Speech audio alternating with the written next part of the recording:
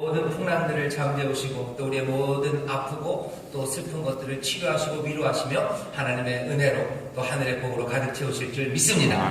우리 함께 예배하는 지교회도 하나님의 은혜가 또 주의 다스리심이 있는데 반갑게 인사하겠습니다. 인천순복음 행복하모니교회 박수해주시죠.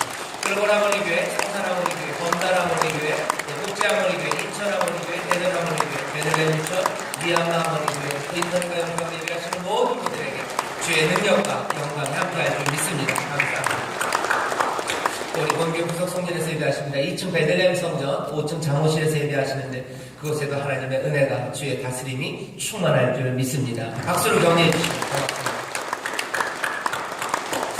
이 시간 말씀 듣기 전에 함께 통성으로 기도할 겁니다. 사순절 기간입니다. 더 주님 앞에 가까이 가기 위해서 우리가 사모하는 마음으로 모였습니다. 감사하며 기도하시고 또 회개하며 기도하시고 성령 충만받기 위해서 기도해 주시고요. 나라와 민족을 위해서 또 기도해 주시기 바랍니다. 여러 가지 어려운 일들이 많습니다. 북쪽의 문제뿐만 아니라 남북 문제, 그쵸? 북의 핵, 도발 이런 것도 어렵지만 이 나라 안에도 여러 가지 해결해야 되는 문제들은 많고 또 어찌해야 될지는 모르고 또 슬픔들 또 혼란들이 많습니다.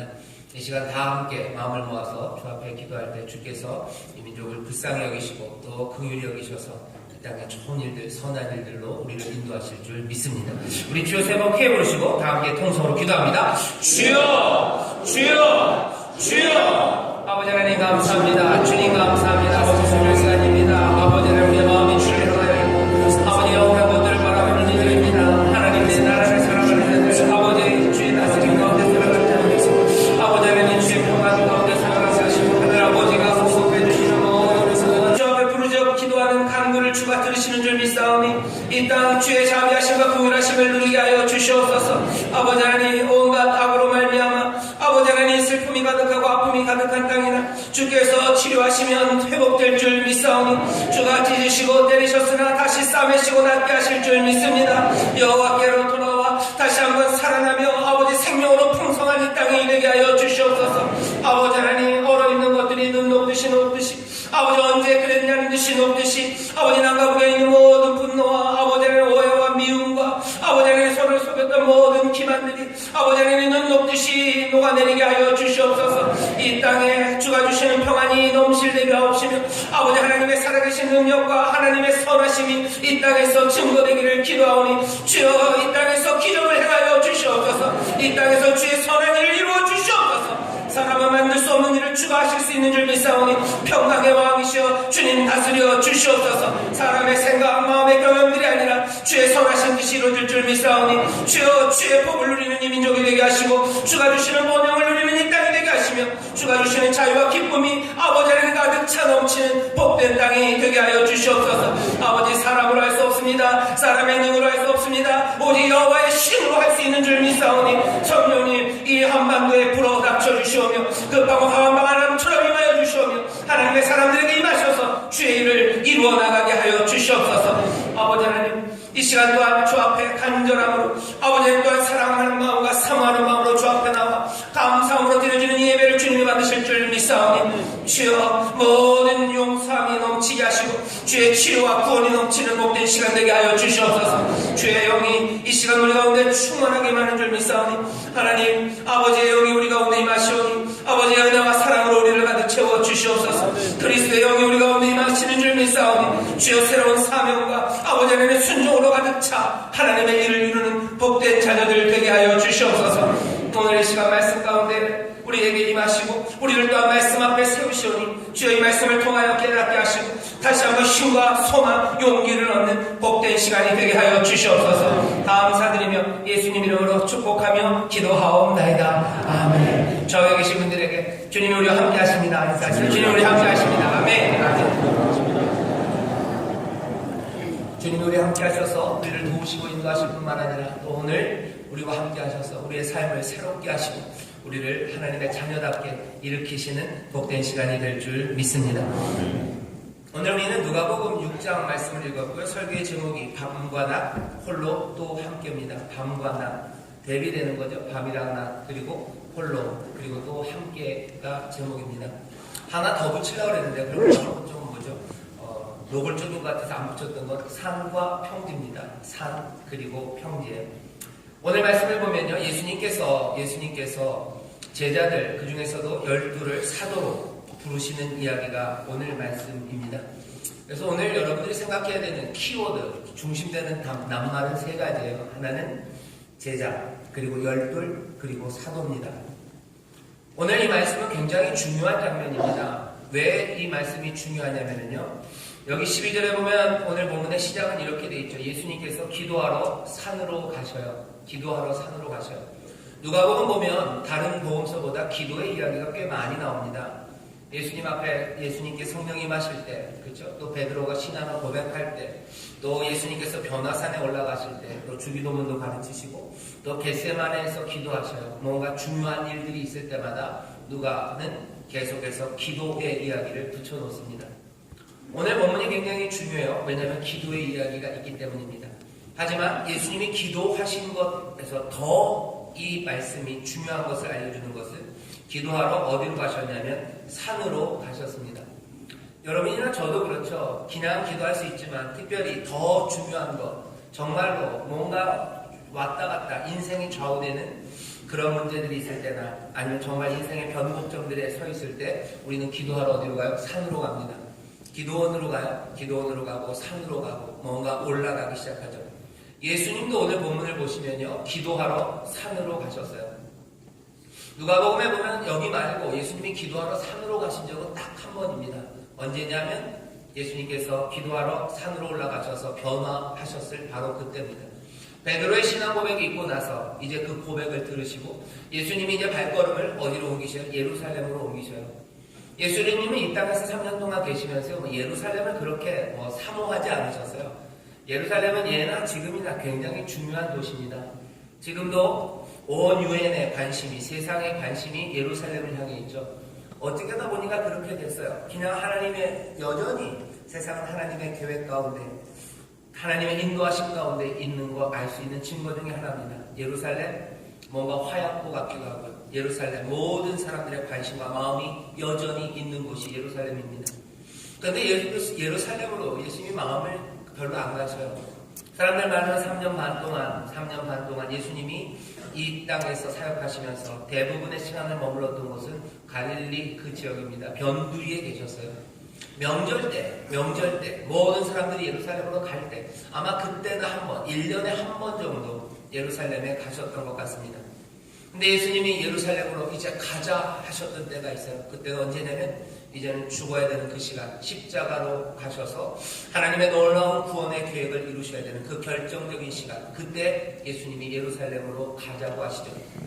예루살렘으로 떠나는 바로 그 자리쯤, 이제 베드로는 신앙 고백을 하고 예수님의 사역 전체가 틀어져서 이제 예루살렘을 향하는 바로 그 자리, 그 변화산, 모세와 엘리야와 함께 우리는 무슨 이야기인지는 모르지만 사람이 희귀할 수 없을 것 같은 그 흰 옷을 입고 그 광채 가운데 그 두렵고 떨림으로 변화되는 그 시간에 예수님은 기도하러 산에 가셨던 겁니다.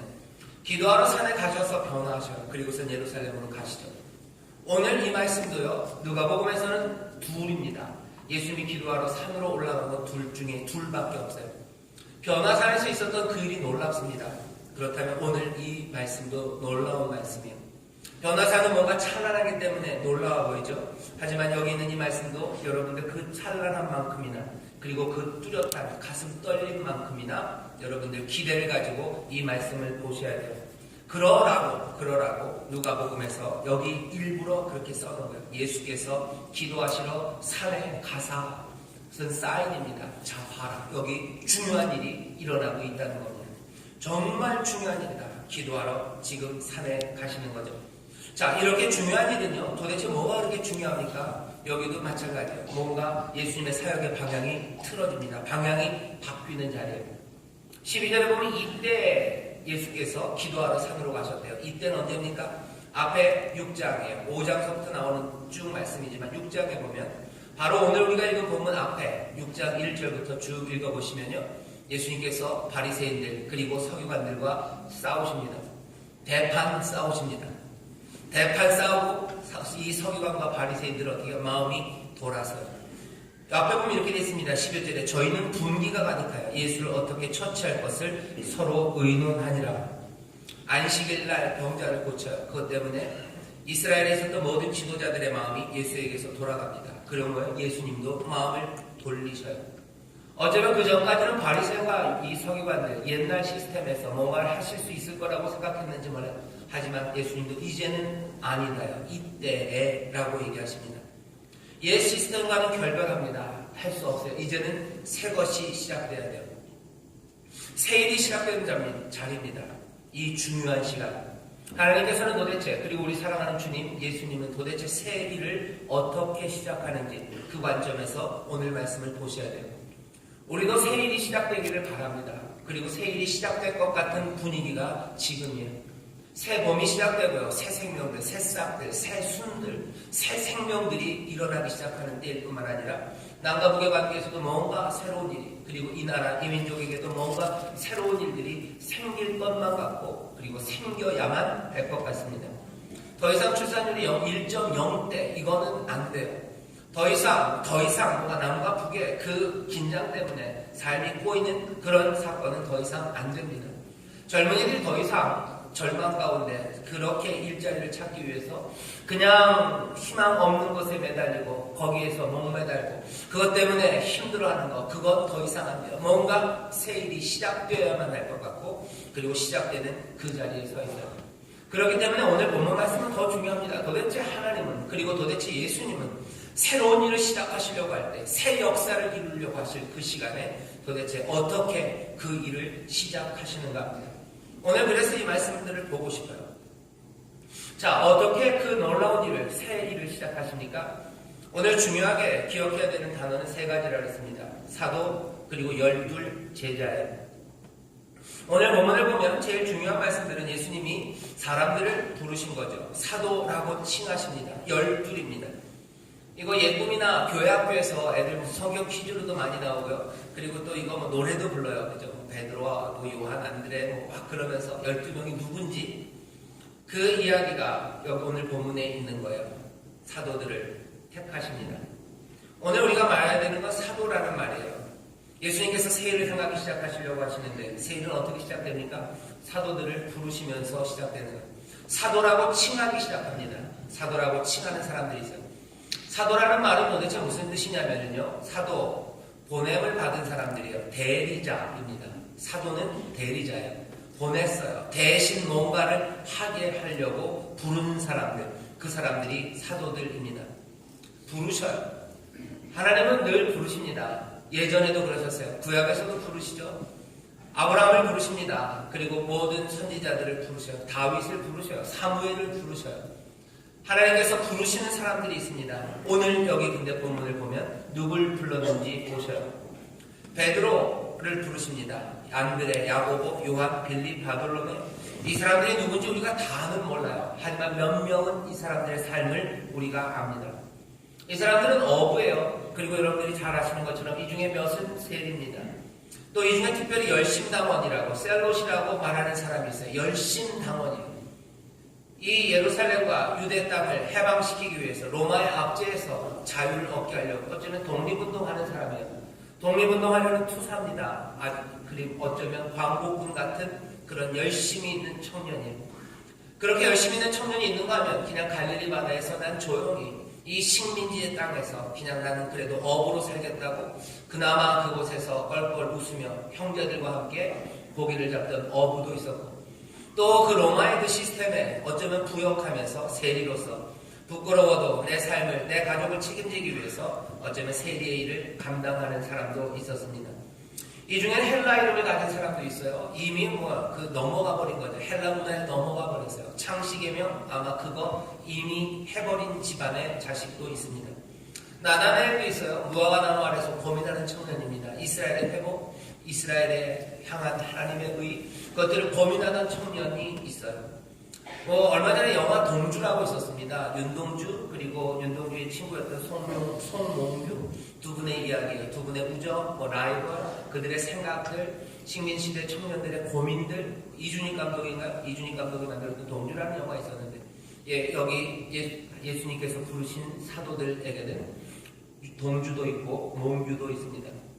윤동주 같은 사람도 있고 송몽규 같은 사람도 있어요. 적극적인 사람도 있고 소극적인 사람도 있고, 행동파, 또 고민파, 온유한 사람, 또 괄괄한 사람, 재능이 있는 사람도 있었고요. 그리고 재능이 나중에 발견되는 사람도 있고, 끝내 재능이 없었던 사람도 있습니다.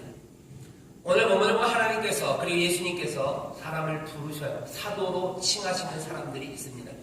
이 일은 왜 그런 거예요? 심심해서 예수님이 자기 패거리 만드시려고 따라다니는 애들, 적어도 혼자 다니면 심심하니까 12쯤은 뒤에 병풍처럼 세우려고? 아니에요. 오늘 보면은 굉장히 중요한 본문이라고 말씀드렸어요. 새 일이 시작돼요. 하나님의 역사가 시작되는 그곳에서 하나님도 그러시고 예수님도 그러시고 부르십니다. 부르시는데 누굴 불렀나 잘 보세요. 그냥 막 섞여 있는 사람들입니다. 재능이 있기도 하고 모자라기도 해요. 하지만 또 끝내 재능이 없는 사람도 있어요. 하지만 모두가 다 부름받았고 하나님이 이 모두를 다 사용하시고 이들은 다 쓰임받는 자들이 됩니다. 하나님의 은사와 부르심에는 후회하심이 없대요. 로마서 11장에 보면 바울이 그러죠. 하나님의 은사와 부르심에는 후회함이 없습니다. 별것 아닌 것 같은 사람들이고 막 섞여 있는 사람들이고 일관성도 없고 재능도 잘 보이지 않지만 예수님이 부르셔요. 새 역사를 위해서, 새 일을 위해서 부르셔요. 하나님의 은사와 부르심에 후회하심이 없어요. 왜 그렇습니까? 이 모든 일들을 이루어가시는 일은 하나님이시기 때문에 그렇습니다. 이사야서 9장 7절에 보면 그렇게 되어 있어요. 만군의 여호와의 열심히 일을 이루신대요. 공의와 평화, 그리스도의 일, 구원과 회복의 일, 이 모든 복된 새 일들, 새 역사는 하나님의 열심히 이루십니다. 그럼에도 불구하고 하나님은 부르셔요. 이들을 하나님의 영으로 충만하게 채우시고 다윗처럼 기름 부으시고 사도행전 1장 8절에 나온 것처럼 함께 모여 기도하는 가운데 성령의 기름 부으심으로 충만하게 채우셔서 하나님은 새 일을 이루십니다. 이 계절, 이 땅에 뭔가 새 일이 이루어져야 되고 이 땅에서 새 일이 이루어져야만 된다고 우리는 생각합니다. 그러면 하나님은 또 똑같이 일하실 거예요. 주님은 똑같이 일하실 겁니다. 사도를 부르실 거예요. 부르셔서 사명을 맡기실 겁니다. 이런 사람 저런 사람이에요. 똑같지 않아요. 그리고 몽땅 같은 색깔도 아닙니다. 부족하기도 하고 어떤 사람들은 재능이 있을 수도 있고 재능이 나중에 발견될 수도 있어요. 하지만 이 모든 것들 가운데 하나님의 부르심에는 후회하심이 없습니다. 주님의 부르심에 후회하심이 없어요. 하나님의 열심히 그 일을 이루실 겁니다. 성령의 기름 부으심으로 충만하게 하셔서 이 사도라 칭하신 이들, 이 부르신 이들을 통하여 하나님이 또 우리 주님이 새 일을 이루시는 줄 믿습니다. 어디선가 우리도 부르시는 것 같아요. 우리도 부르시는 것 같아요. 나도 부르시는 것 같아요. 새 일을 위해서 나도 부르십니까? 예, 나도 재능이 없을 수도 있고 뭔가 조금 있을 수도 있어요. 하지만 이것들을 이루시는 것은 하나님의 열심입니다. 은사와 부르시면 후회하심이 없어요. 성령으로 충만하게 하셔서 하나님은 사람을 부르시고 예수님 사람을 부르셔서 이 놀라운 일들을 행하시는 줄 믿습니다. 사도예요. 근데 재밌는 건 뭐냐면요, 오늘 본문이 우리가 알려주는 비밀 같은 겁니다. 사도를 부르시는데, 사도라 칭하시는데 몇 명을? 12입니다. 왜 하필이면 12일까? 사실은 12이면 할 수 있는 것도 많아요. 두 팀으로 나눠서 농구를 할 수 있죠. 그리고 뭐 축구팀도 하나 만들 수 있어요. 12쯤 돼야 폼이 나는 겁니까? 왜 12입니까? 어떤 사람들은 뭐 교육하기 위해서 제일 좋은 숫자가 12이라고 그렇게 얘기하게 돼요. 하지만 사도를 부르시는데 몇 명을 부르셨어요? 12를 택하셨어요. 12를 택하셔서 사도라 칭하셨답니다. 12를 택하신 이유는 그냥 어쩌다 보니 12이 아니에요. 12를 택하실 때 분명히 의미가 있습니다. 사람들은 이 12이라는 게 이스라엘의 12지파와 분명히 연결되어 있다고 생각해요. 적어도 누가복음을 보면요, 누가는 이 12에 대해서 관심이 많습니다.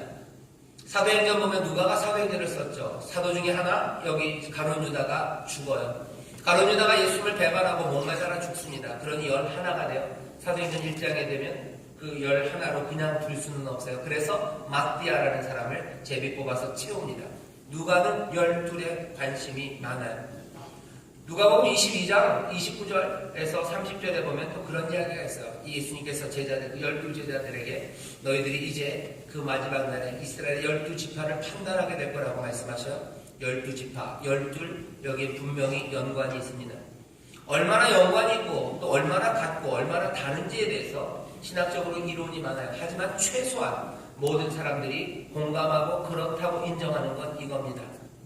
하나님이 이스라엘을 선택하셨을 때, 하나님이 이스라엘을 택하셨을 때 하시려던 일들, 바로 그것을 예수님께서 제자들을 부르시는 그 일을 통해서 이제 계속 하시려는 거예요. 열둘이라는 것으로 분명히 하시는 겁니다. 택하실 때 그냥이 아니에요. 열둘이에요. 이스라엘의 12지파를 분명히 기억나게 합니다. 이스라엘을 택하신 것처럼 이제 이 사도들, 이 사람들을 부르시고 택하신 거예요. 이스라엘을 부르시면서 그리고 이스라엘을 택하시면서 하나님은 도대체 뭘 하려고 하셨습니까? 창세기 12장 1절에서 3절 거기에 보면 나와요. 이스라엘, 아브라함의 자손들입니다. 하나님이 아브라함을 부르시고 아브라함의 자손들을 택하셨어요. 아무것도 없는 데서 그냥 은혜로 하나님의 뜻 가운데 택하셨습니다. 왜 부르셨어요? 아브라함에게 복 주시고 이스라엘에게 복 주셔서 이 아브라함과 이 자손들을 통하여 이 땅에 있는 모든 민족이 복을 얻게 하시려고 부르신 겁니다. 이스라엘을 부르신 이유는 다른 거 아니에요. 모든 민족이 복을 얻게 하려고 부르셨어요. 이 부르심의 목적이 열둘이라는 의미에서 그대로 보입니다. 열둘을 왜 부르셨어요? 복 주려고 부르셨어요. 누구를? 우리만 아닙니다. 우리를 통해서 우리에게 복 주심으로 사도들에게 복 주시고 사도들에게 은사를 주심으로 모든 이들이 복을 얻게 하려고 이 사람들 열둘을 부르셨습니다.